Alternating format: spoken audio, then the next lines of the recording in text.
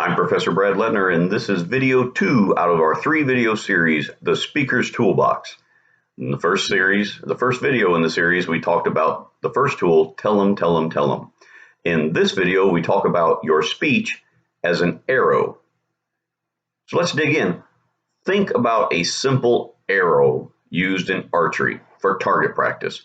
What are the parts of that arrow? It's very, very simple. Your speeches can be very, very simple. So the first thing is the point. The point is the purpose of the arrow. The entire reason you build an arrow is to drive the point into your target.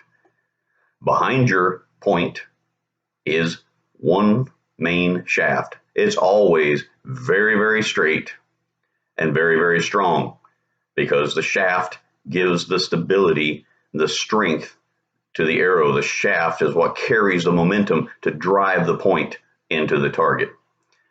But an arrow with only those two parts would not fly very far, very fast, or very straight. And so in the back of the arrow, you have the fletching, the feathers, even in a dart, which is a small arrow, you have the little guides, the little fins, the fletching of the arrow. So I believe I made enough of a hint so you see that the purpose of your speech, like an arrow, is to drive your main point into your target audience. We'll talk about audience analysis later, but right now the idea is you should be able to tell me the answer to what is your speech about. That is your thesis. And if you do not know what your thesis is, you've created an arrow with no point. And you can imagine if you fired an arrow with no arrowhead on it, no point into a target, it's just going to bounce off the target and land on the ground. It's not going to be driven home. Just as if you give a rambling speech that you know is generally about cars, but you don't have a point. You're not saying this is how to change a carburetor on a 1968 Mustang. If you don't have a specific thesis, a reason for speaking, you will not drive your point. You will not have a point. And so your arrow, your speech, will be very ineffective. Just as important, though, remember, the shaft, the main part of the arrow, those are your main points. In our speech class, because it's speech 1 and they're very, very short speeches, I don't think any of our speeches are longer than 7 minutes, I recommend that you try to stick to 3 main points. It's not a requirement, but you want to be able to cover each point well. And if you try to shove 5 points into 5 minutes, you're really giving only a short overview, and I'm not really going to understand what your point is. So behind your thesis, the main point are the 3 main points, the sub-bullets, the sub-points, and they should be just like the shaft of an arrow. They should be in a straight line. What does that mean?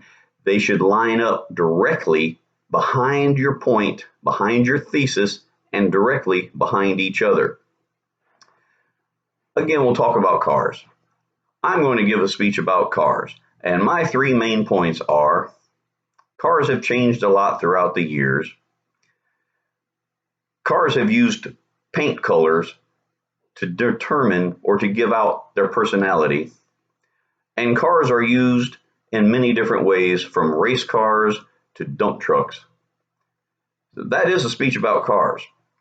But I've talked about history, I've talked about paint, I've talked about purpose, and all wrapped in together into a 5-minute speech. I believe any of us would be hard-pressed to follow along and see what is the point, because it doesn't have a thesis. That arrow does not have a point. You could title that speech 3 random things about cars. When you give your speeches, I really hope not to have 3 random things about your subject. I would like you to develop a straightforward, and we'll go back to cars, and I'm really not a good mechanic. So those of you who are great mechanics, if I say something wrong about the cars, just give me a little bit of grace on this example. How to change a carburetor in a 68 Mustang. The first thing you may say is, first you have to have the right tools, and I'm going to show you what the tools are. And then second, I'm going to show you the steps that you take to change the carburetor. And then third, I'm going to show you how to test whether or not you have installed it correctly. So what you see there, they line up directly behind the main point, how to change a carburetor in a 68 Mustang.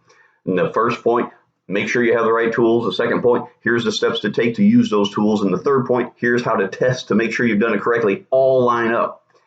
But that arrow by itself, even though it's solidly constructed, won't fly far and fast and drive the point home. That's why you need fletching.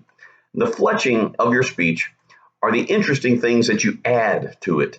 A story, a quote, an example, a statistic, all of the things that you do in your research that add to the audience's interest and understanding of those main points to drive your thesis home. Those are so important. Those are what allow the audience to stay with you, allows the arrow of your speech to fly farther and faster and straighter and hit home in the center of your target audience and drive your point home.